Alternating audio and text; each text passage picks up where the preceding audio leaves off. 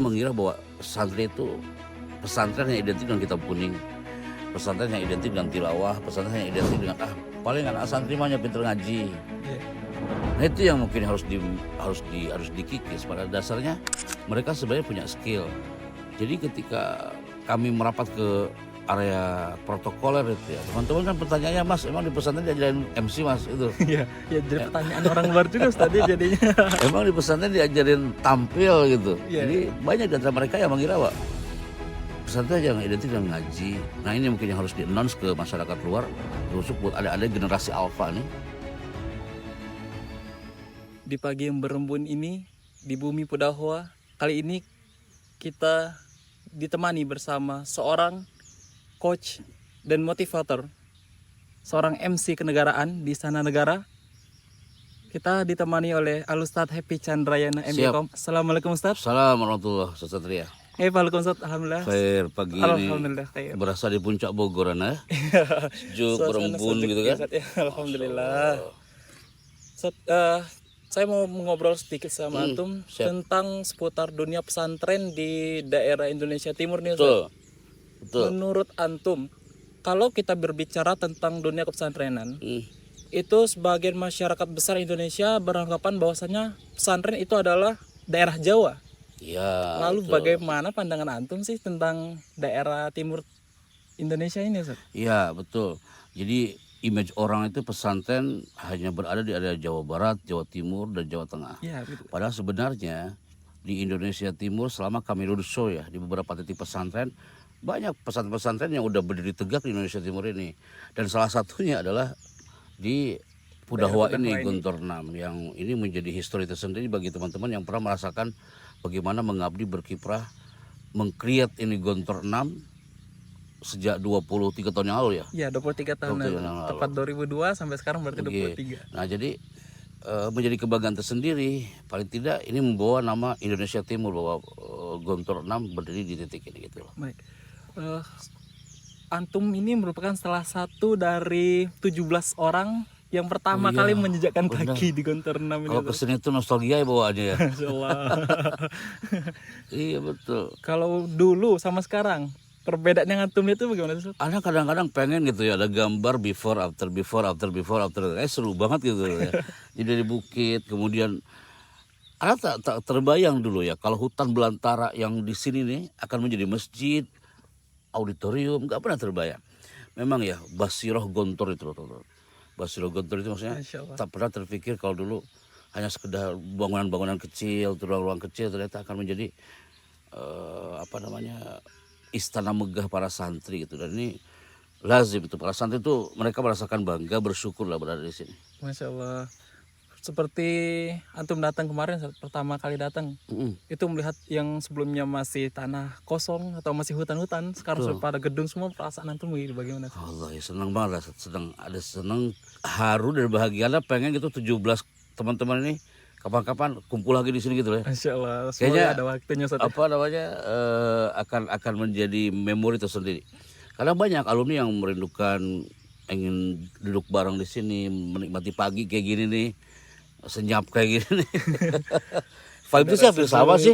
Vibe-nya hampir sama loh. Dengan 23 tahun lalu suasana paginya masih sama gitu. Masih sepi gitu. Tenang. Ya, tenang, relax. Suara burung di mana-mana. Jauh dari hiruk-pikuk kota lah gitu kan. Betul, Ustaz. Tamam, Masya Allah. Masya Allah. Dan itu udah berapa lama di situ?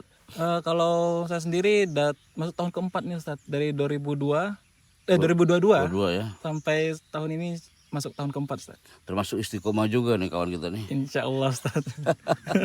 Sudah tak nampak lagi aura Bengkulunya. Hilang aura Bengkulu, udah ganti jadi aura Pudahoa sekarang. Aura Pudahoa. Insya Allah mubarak. Insya Allah. Lalu gini Ustaz, daerah timur ini kan masih sedikit sekali Ustaz untuk pesantrenan. Oh gitu ya? Ya karena minat mereka itu yang sedikit tentang pesantren, dan image mereka itu pesantren itu tadi tentang di Jawa Ustaz. Iya. Nah, sedangkan mungkin mereka beranggapan bahwasanya daerah timur Indonesia itu belum memiliki pesantren atau hanya sedikit pesantren. Pesan atau motivasi Antum untuk anak-anak di luar sana Ustaz yang melihat podcast kita hari ini, supaya mereka tertarik untuk menuntut ilmu di pesantren Ustaz. Jadi gini teman-teman yang ada di area Indonesia Timur terkhususnya. Jadi Ana yakin banyak kok di antara mereka yang pengen merasakan atmosfer pesantren. Dan sebenarnya kalau sekiranya memang sudah ada di Indonesia Timur, kenapa harus ke Jawa, istilah kata gitu kan ya, maksudnya untuk efisiensi segalanya lah. Jadi pada dasarnya setiap pesantren itu semua mengajarkan tentang kurikulum hidup lah gitu teman-teman ya. Semua mengajarkan kurikulum hidup. Jadi selama berada di Indonesia Timur dan itu udah berdiri pesantren, udahlah nikmati aja pesantren itu yang ada di Indonesia Timur. Justru akan menjadi kebanggaan tersendiri. Toh kalaupun suatu saat untuk merapat ke tanah Jawa, maaf muskilah. Maaf muskilah. Tapi yang sebagai penting, pengembangan berarti saja kalau sebagai ke pengembangan. Jawa.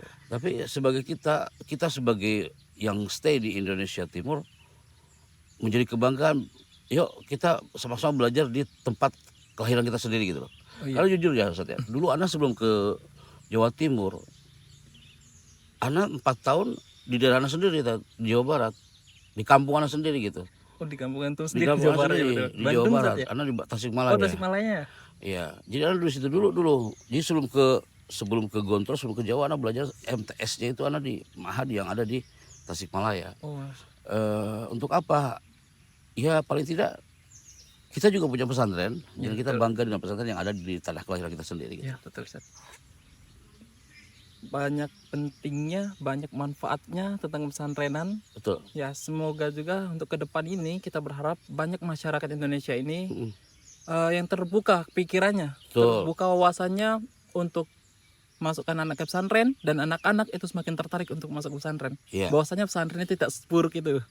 Tidak seburuk yang dibayangkan oleh orang-orang, tidak semengerikan dibayangkan oleh orang-orang. Iya. Sedangkan buktinya sedang bersama kita seorang MC negara Republik Indonesia, MC kepresidenan. Yang dulu pernah ngantri Yang dulu bareng pernah lah. nyantri di sini Ustaz. Iya, pernah ngantri, pernah nyantri, pernah merasakan suasana sedemikian rupa. Semua pernah merasakan sama. Jadi karena gini teman-teman, banyak saudara-saudara orang mengira bahwa santri itu pesantren yang identik dengan kitab kuning.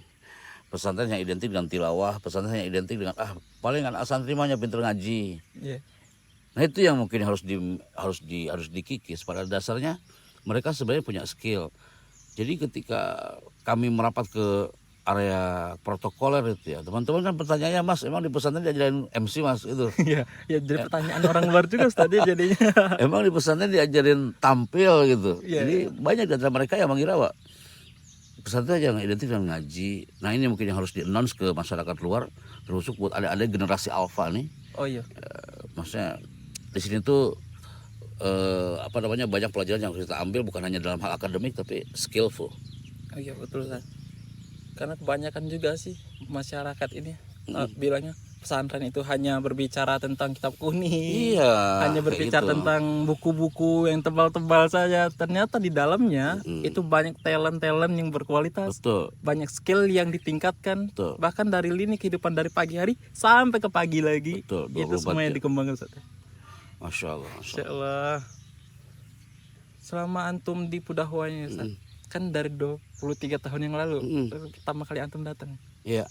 Ketika kembali lagi ke sini, harapan antum itu sebelum datang itu gimana Ustaz? Maksudnya bayangan yang antum miliki sih, apakah masih hutan seperti dahulu?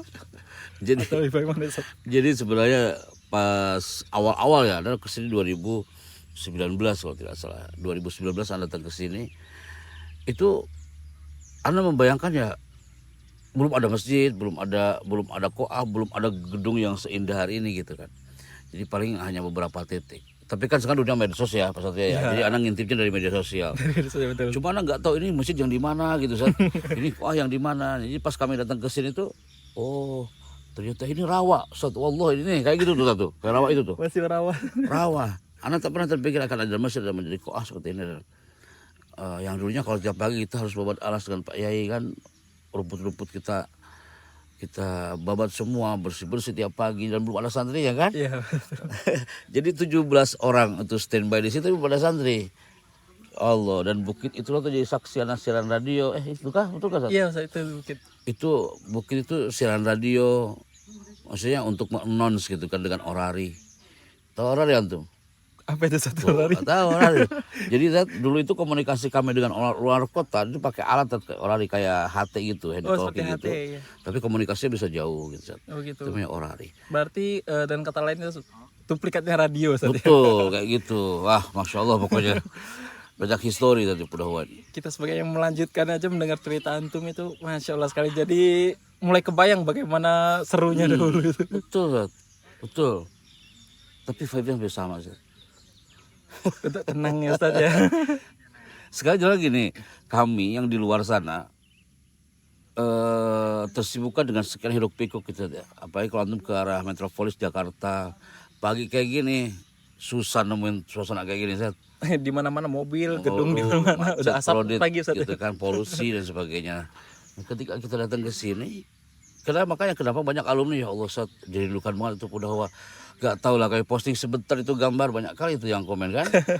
Banyak alumni yang mereka rindu dengan Pudahuwa hari ini gitu, Ustaz ya.